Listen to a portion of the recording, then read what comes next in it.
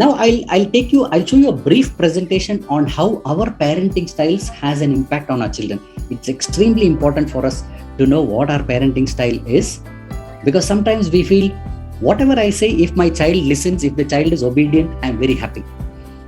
But is that the right thing? We'll just explore. Okay, with our children, no, there are two things. One is the parents can be demanding from the child. That is, they expect a lot from the child.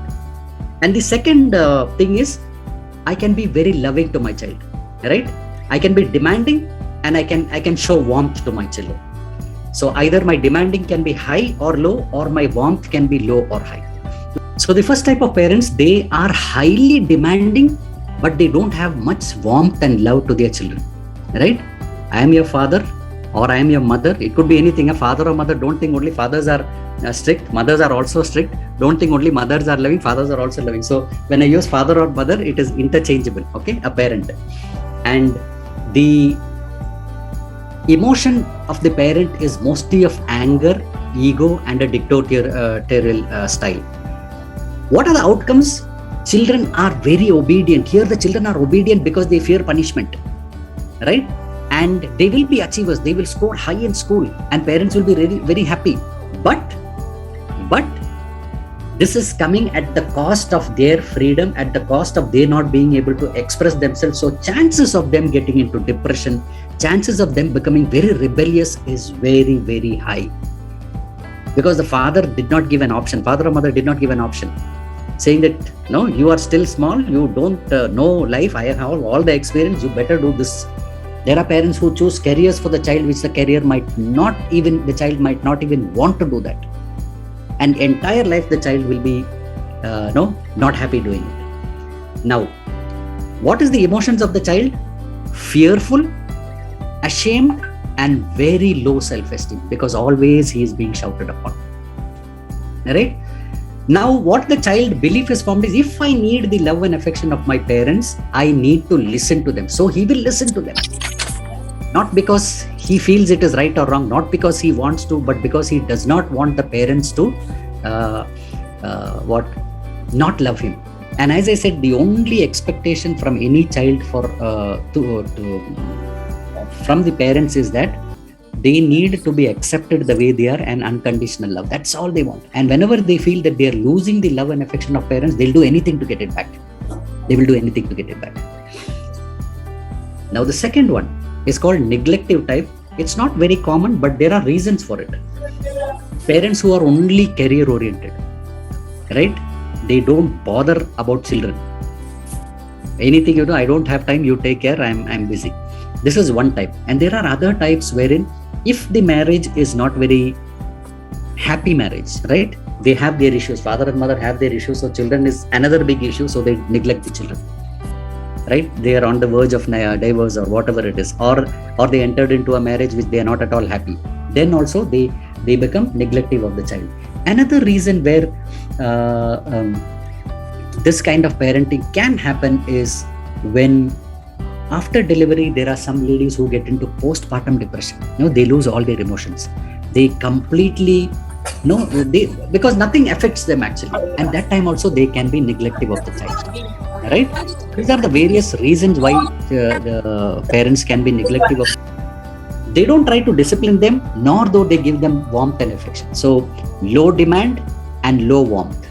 So the children, outcomes are, they definitely would get into a company which is not really very good.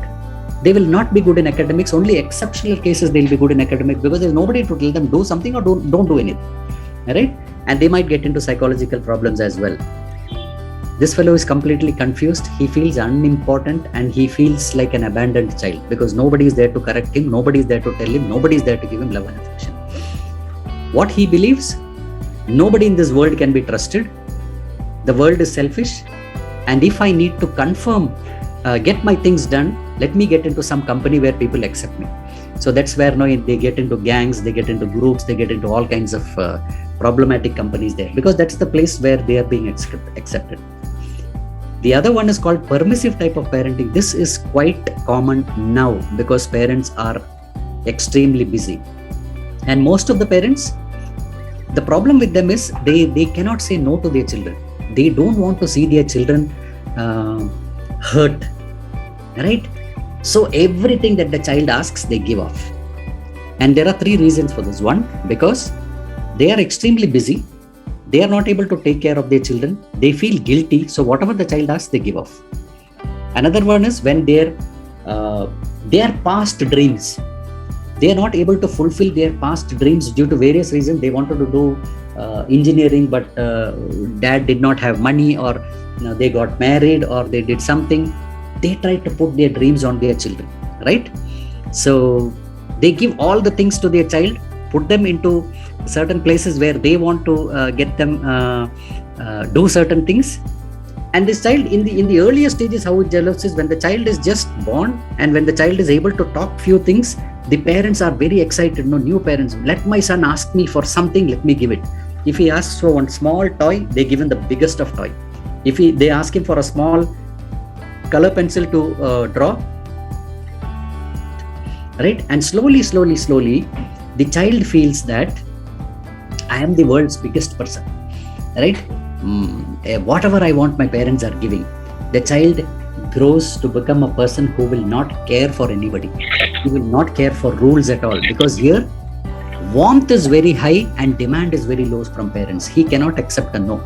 We've read so many stories, parents and all, suddenly 10th standard student asks for a latest mobile, father not able to give him. He goes and hits the father or commits suicide or something like that, right? So no is something which they cannot. And when they get into work, when these people get into work, they will find that if the rules are strict, they cannot do anything, because in life they have not followed any rules, right? Now, what is the emotion in the child? He becomes very carefree and very complacent. And he feels that life is very easy. I can manipulate my way to get my things done, right? Permissive type of parenting. The problem the parents will start seeing is once the child starts demanding things which the parents cannot give. When the child is small, he'll ask for one toy, one book, one pencil, one movie, one something. As he becomes big, he'll say, I want the latest bike. That time father and mother say, no, we cannot afford it. But that child will not be able to understand at that point in time, because when he was small, whatever he asked, he got. Suddenly when he is asking for something they are not able to do, he'll ask for iPhone, and that time they'll say iPhone is too costly for us, iMac I want, it's too costly for us. That time he will not be able to accept. So this also again a danger will be seen when the child is getting into the teens and preteens. And the ideal type of parenting could be when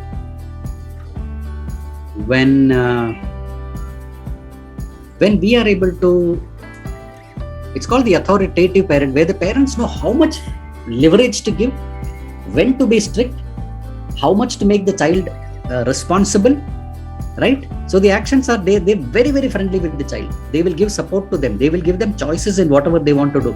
But at the same time, the emotions, they are compassionate and they are empathetic. That means they know exactly what the child is feeling at any point in time.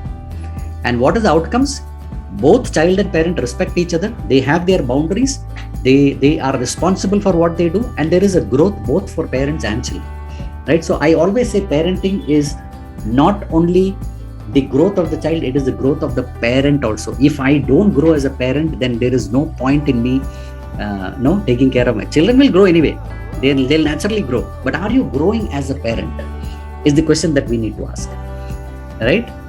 The emotion is, the children will be calm, cooperative, regulated, I'm not saying the children will not be angry, they will not throw tantrums, they will do all these things, but they will get composed very fast and they know what is right and what is wrong. Even if the parents give choices to the child, the parents will be very clear in telling that this is what I am telling you. Now the choice is yours. You can do whatever you want, but the outcome of it, you will be completely responsible. I will not take any responsibility for it. Right? And what is the belief that will be formed is that whatever is my feeling, I can express to my parents. And I know if anything happens, I can go back to my parents at any time. but for all of my actions I am responsible. Why this is extremely important is, I want to reiterate what happened in Kerala a few months back. So many supposed to be the most literate state, where all are educated and all, but we find so many cases of dowry deaths recently. Vismaya case and so many cases we've seen. What I would blame both parents from the boy side and the girl side. Why did the parents of the girl side give a feeling to the child that you are married, now it is your headache and you manage, okay? Or the other people, though they had a son who is married, why did they keep quiet when they knew that the son, or even if they are involved in asking for a dowry to their child? There's so many cases, right? So children should feel that if there is an issue, I can come back to my parents, right? It does not mean I will be dependent on my parents lifelong. Let me make this very clear. That means they know that I can go, I can experiment, I can make mistakes, no problem, my parents will accept me. So if we are bringing up children in an environment wherein at any point if my child makes a mistake, if I am punishing him, or if I am ridiculing him, or if I am not allowing him to learn from that, the child will not come to us when he makes big mistakes in life. And the parents will be completely in dark, not knowing what is happening. Right? So we all need to move from the authoritarian, neglective or permissive type to the authoritative type, wherein we are there as support functions to the child. The child is a complete different entity. They are born through us, but we have no authority on the children. Many people will not like to hear this, but that's a fact. That is a fact of life. They are born through us, but we don't have any authority. But our job is like a good gardener or a farmer, give the right environment, put the right manure, put the right water, give the enough sunlight and see how it grows. And we another mistake what most of us do is we expect our child to be the way I want the child to be. Child may be having the seed of an apple tree, but I want it to become a mango tree. So I force it to become a mango tree. It might become a mango tree by force, but in the end it will rebel against everybody and it will not be happy. The child will not be happy. Okay.